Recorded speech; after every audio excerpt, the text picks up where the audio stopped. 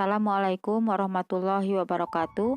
Anak-anak kelas 7 sekalian, pada hari ini Ibu akan menjelaskan materi IPS bab 4 tentang periodisasi masa praaksara. Periodisasi disebut juga pembabakan zaman di muka bumi. Pembabakan zaman praaksara ada 3, yaitu 1 secara geologis, 2 secara arkeologis, dan 3 perkembangan kehidupan manusia. Sebelum kita membahas materi lebih dalam lagi, silakan kalian simak terlebih dahulu tayangan berikut ini. Jika mendengar tentang dunia saat masa purba, mungkin kamu akan membayangkan tentang keberadaan dinosaurus ya, yang menguasai bumi. Ya, tapi kamu tidak salah kok. Namun selain dinosaurus masih ada banyak yang bisa dipelajari dari bumi pada masa zaman prasejarah. Nah, kira-kira bagaimana gambaran dunia di masa purba ya? Apa yang sebenarnya pernah terjadi pada masa lampau? Dan pada video kali ini kita akan membahas mengenai 5 gambaran ilmiah keadaan bumi pada zaman purba. Simak video ini sampai selesai ya. Yang pertama, secara sains, bumi terbentuk mula-mula pada 4,6 miliar tahun lalu. Sains mengungkapkan bahwa usia bumi berkisar dalam rentang usia 4 hingga 4,6 miliar tahun. Tentu, waktu tersebut adalah waktu yang amat sangat lama sehingga mewujudkan kehidupan yang kompleks seperti saat ini. Laman Science Space mencatat bahwa bumi pada awalnya terbentuk berdasarkan gaya penyusun awalnya, yakni gravitasi. Partikel-partikel di tata surya saling berkumpul menjadi satu akibat gaya tarik gravitasi. Gravitasi ini juga menangkap beberapa unsur gas yang akhirnya dapat membentuk lapisan atmosfer planet bumi kita. Lapisan-lapisan partikel awan yang mengeras di inti planet menjadi mantel kerak yang akhirnya menjadi lempeng tektonik. Tumbukan dan tabrakan hebat antara satu lempengan dengan yang lainnya menimbulkan beberapa area planet memuntahkan lahar panas hingga membentuk gunung berapi purba. Partikel di tata surya yang tak terkena panas matahari telah membeku dan ikut tertarik oleh gravitasi bumi.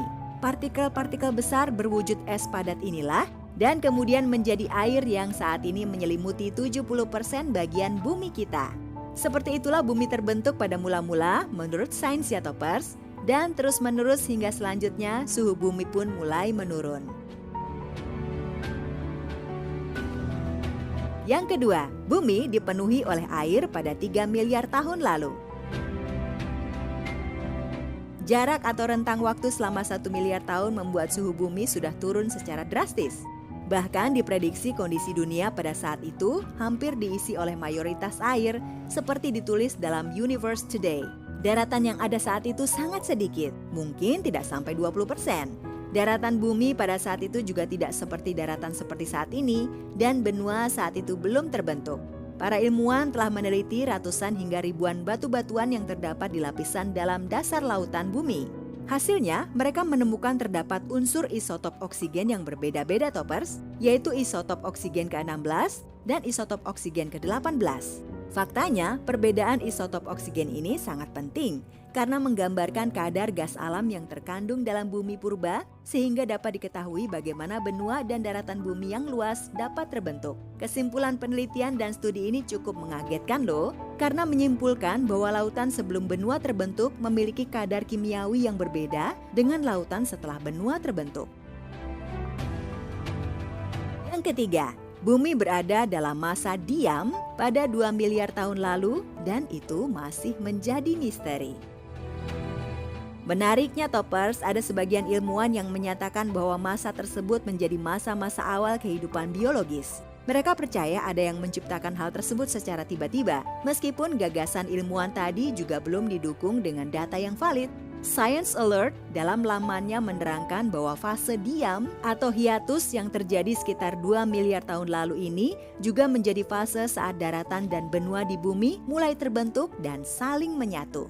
Proses pembentukan rangkaian benua ini terjadi dalam kurun waktu yang sangat lama, yaitu berkisar antara 250 hingga 500 juta tahun toppers. Penelitian para ahli geologi menyimpulkan bahwa bumi pada 2 miliar tahun lalu memang berada dalam kondisi diam dan hening.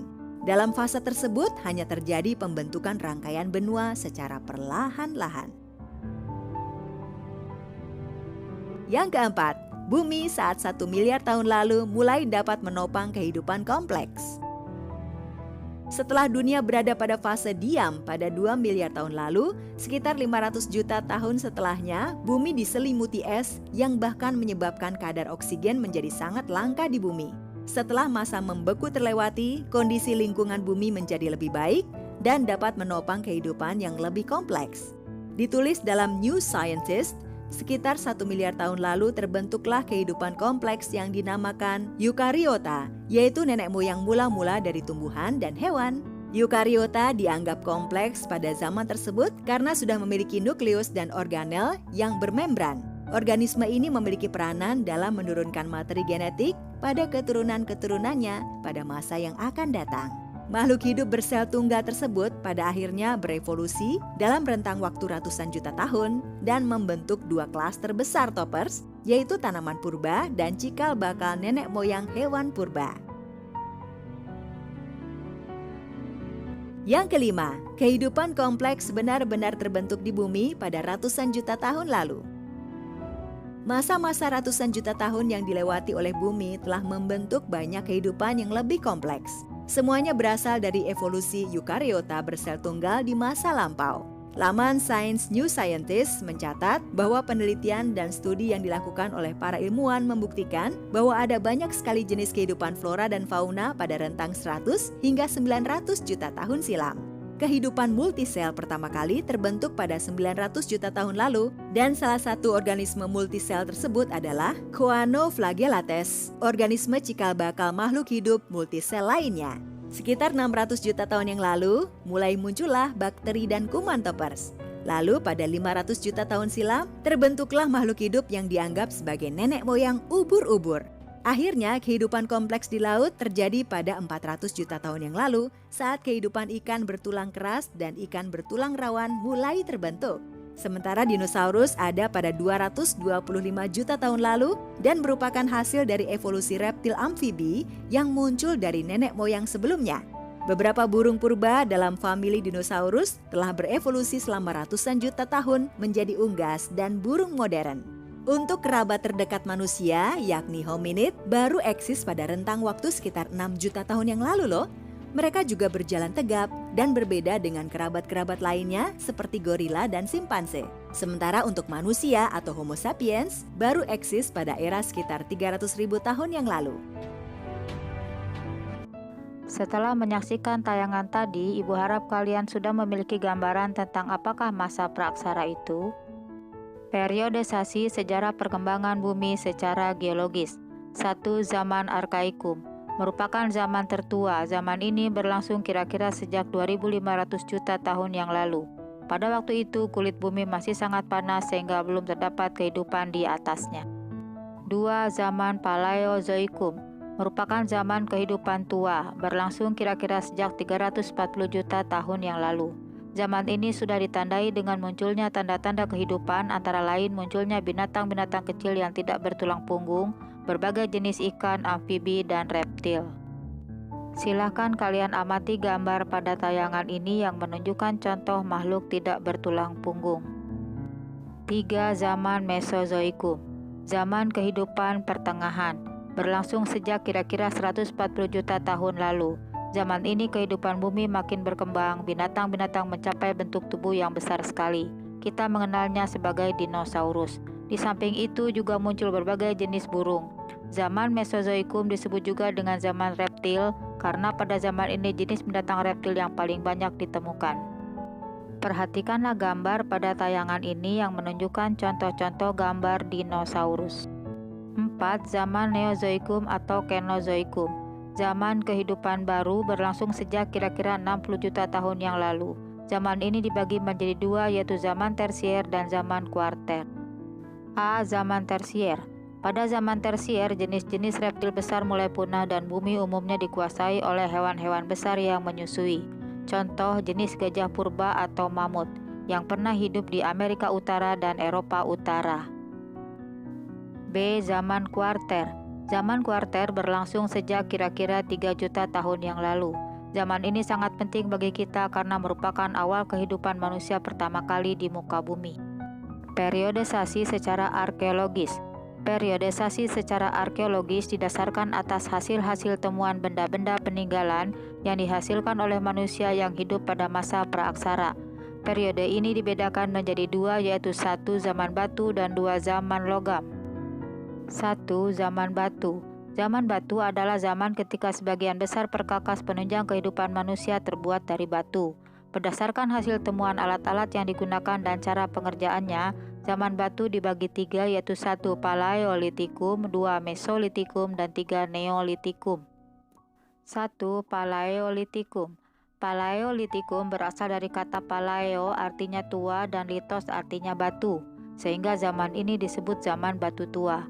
Hasil kebudayaannya banyak ditemukan di daerah Pacitan dan Ngandong, Jawa Timur, sehingga disebut sebagai kebudayaan Pacitan dan kebudayaan Ngandong. Zaman Paleolitikum atau batu tua, zaman ini berlangsung sekitar 600.000 tahun silam. Kehidupan manusia masih sangat sederhana, hidupnya berpindah-pindah atau nomaden, memperoleh makanan dengan cara berburu, mengumpulkan buah-buahan, umbi-umbian, dan menangkap ikan. Alat yang digunakan terbuat dari batu yang masih kasar dan belum diasah. Contoh kapak perimbas dan alat serpih untuk menguliti hewan buruan, mengiris daging, atau memotong umbi-umbian.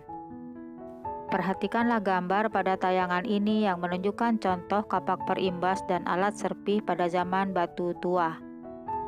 2. Mesolitikum. Mesolitikum berasal dari kata meso artinya tengah dan litos artinya batu. Jadi zaman ini disebut zaman batu tengah. Hasil kebudayaannya sudah lebih maju. Manusia sudah hidup menetap. Ciri kebudayaannya adalah 1. Kejogen Modinger, artinya sampah dapur berupa timbunan kulit kerang yang menggunung dan menjadi fosil. Ditemukan di sepanjang pantai Sumatera, yaitu antara Langsa dan Medan. Ditemukan pula kapak genggam disebut pebble, kapak pendek, batu pipisan atau alat penggiling. Perhatikanlah gambar pada tayangan ini yang menunjukkan contoh kejogen Modinger. 2. Abrisaurus, yaitu gua-gua yang dijadikan tempat tinggal manusia purba yang berfungsi sebagai tempat perlindungan dari cuaca dan binatang buas. Alat yang ditemukan yaitu alat dari batu seperti ujung panah, flex, batu pipisan, alat dari tulang, dan tanduk. Kebudayaan ini banyak ditemukan di Besuki, Bojonegoro, dan Sulawesi Selatan. Perhatikanlah gambar pada tayangan ini yang menunjukkan contoh Abrisaurus atau gua-gua batu. 3. Neolitikum. Berasal dari kata neo artinya baru dan litos artinya batu. Jadi disebut zaman batu baru. Kehidupan masyarakat telah menetap, mampu menghasilkan bahan makanan sendiri melalui kegiatan bercocok tanam. Hasil kebudayaannya berupa kapak persegi dan kapak lonjong, perhiasan dari batu dan kulit kerang, gerabah, dan pakaian. Perhatikanlah gambar pada tayangan ini yang menunjukkan contoh kapak batu berupa kapak persegi dan kapak lonjong. 4. Tradisi megalitik. Megalitik artinya zaman batu besar, yaitu pendirian bangunan dari batu yang berukuran besar. Tradisi ini muncul erat kaitannya dengan kepercayaan yang berkembang saat itu, yaitu pemujaan terhadap roh nenek moyang. Jenis-jenis bangunan megalitik adalah sebagai berikut. 1. Menhir, yaitu bangunan berupa batu tegak atau tugu yang berfungsi sebagai tempat pemujaan roh nenek moyang atau tanda peringatan untuk orang yang telah meninggal. 2. Dolmen, yaitu bangunan berupa meja batu terdiri atas batu lebar yang ditopang oleh beberapa batu lain. Berfungsi sebagai tempat persembahan untuk memuja arwah leluhur, tempat pelinggi, tempat duduk kepala suku atau raja. Perhatikanlah gambar pada tayangan ini yang menunjukkan contoh menhir dan dolmen. 3. Kubur peti batu adalah tempat menyimpan mayat dibentuk dari 6 papan batu dan penutup peti. Papan batu disusun langsung dalam lubang yang telah disiapkan. Biasanya diletakkan membujur arah sungai atau gunung. 4. Waruga adalah peti kubur batu tapi ukurannya kecil, berbentuk kubus dan bulat, ditemukan di Sulawesi Tengah. 5. Sarkofagus adalah bangunan berupa kubur batu yang berbentuk lesung dan diberi tutup, banyak ditemukan di Bali. Perhatikanlah gambar pada tayangan ini yang menunjukkan contoh waruga, sarkofagus, pundan berundak, menhir, dan dolmen. 6. Pundan berundak adalah bangunan bertingkat yang dihubungkan tanjakan kecil, berfungsi sebagai tempat pemujaan terhadap roh nenek moyang. 7. Patung, bentuknya masih sangat sederhana, yaitu seperti hewan atau manusia. 2. Zaman logam. Zaman logam terbagi 3, yaitu 1. Zaman perunggu, 2. Zaman tembaga, dan 3. Zaman besi. Indonesia hanya mengalami 2 zaman, yaitu zaman perunggu dan zaman besi. Benda-benda yang dihasilkan pada zaman ini adalah kapak corong, nekara, moko, bejana perunggu, manik-manik, dan cenderamata. Perhatikanlah gambar pada tayangan ini yang menunjukkan contoh kapak corong.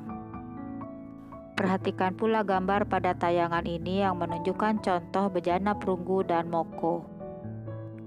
Gambar pada tayangan ini menunjukkan contoh cenderamata dan manik-manik. Anak-anak kelas 7 sekalian, demikianlah kiranya materi yang telah Ibu sampaikan. Terima kasih. Assalamualaikum warahmatullahi wabarakatuh.